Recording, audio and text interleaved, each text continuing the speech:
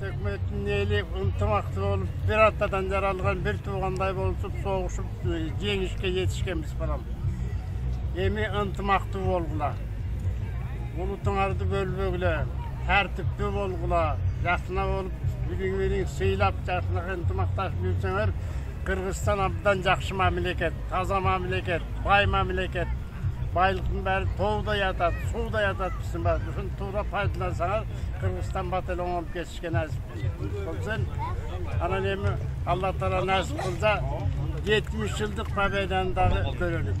Поздравляю всех с праздником Победы. Желаю крепкого здоровья, долголетия, чтобы этой войны никогда никто не видел, наши внуки, правнуки, чтобы никогда не видели, чтобы всегда вот такое чистое голубое небо было.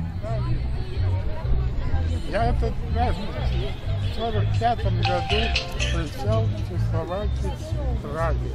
9 мая 45-го года. Вот так вот. Желаю вам. Поздравляю вас с Днем Победы сегодня, 68-й годовщины. Желаю всем счастья, здоровья, долгих лет жизни, особенно ветеранам. А молодежи будьте патриотами нашей Родины. Привет, привет, привет.